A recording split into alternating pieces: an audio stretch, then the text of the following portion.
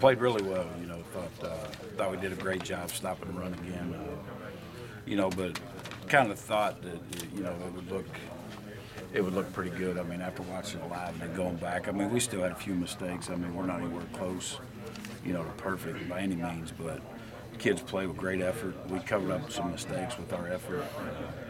Had a couple misfits on some runs, but overall, I thought we played really well. I mean, our kids got after it, and they weren't in rhythm. I mean, obviously make them punt 14 times when we had them out of rhythm. Then they start switching up quarterbacks, and but felt good about it. I think the kids should have confidence after that game. Moving on, I mean, this is a whole different animal we're about to face now, so. Hopefully we have confidence and just go in and keep getting better.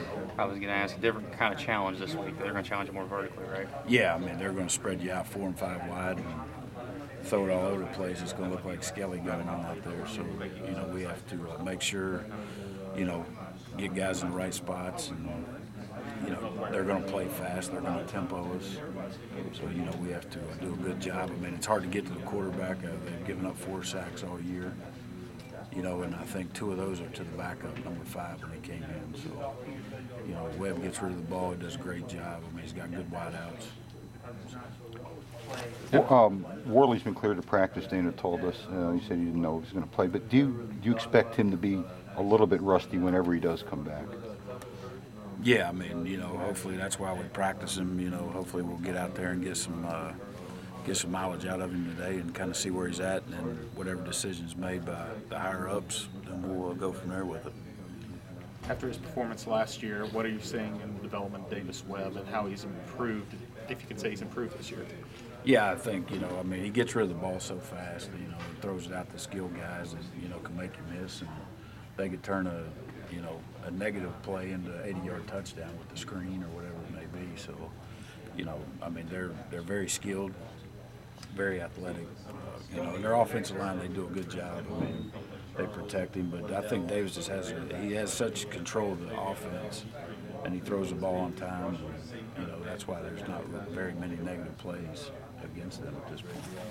The adjustments that you made on your defense, moving some of the bodies around, how much can that play into this week going up against pass-heavy offense? Yeah, and that's kind of why we did it when we did it. Going into Big 12 play, getting Oklahoma out of the way because they're structured a little different.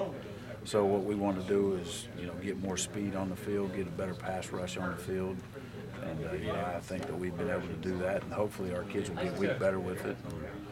We're not going to be able to do a whole lot of different stuff just because of the tempo that they're going to use, and we're going to have to be pretty simple, with our alignments and coverages and those kind of things.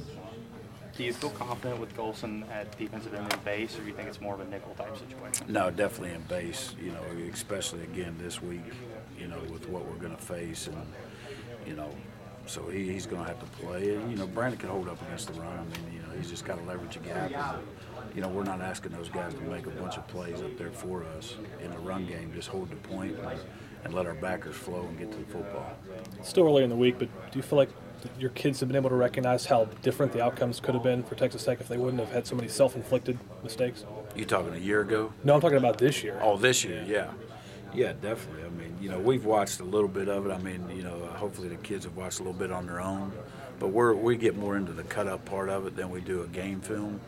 So, but yeah, I mean, they've turned the ball over. They had the ball a couple different times against K-State. I mean, the first series of the game, they took it right down the field and threw a pick on 1st and goal. So, and then they had it.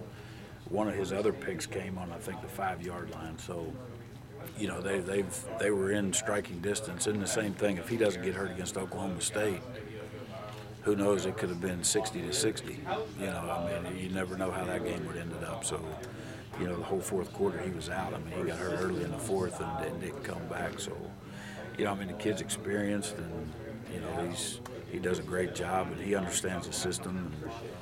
And, I mean, they could get you for, they could light the scoreboard up on just about anybody. Coach, you said some of the changes that you made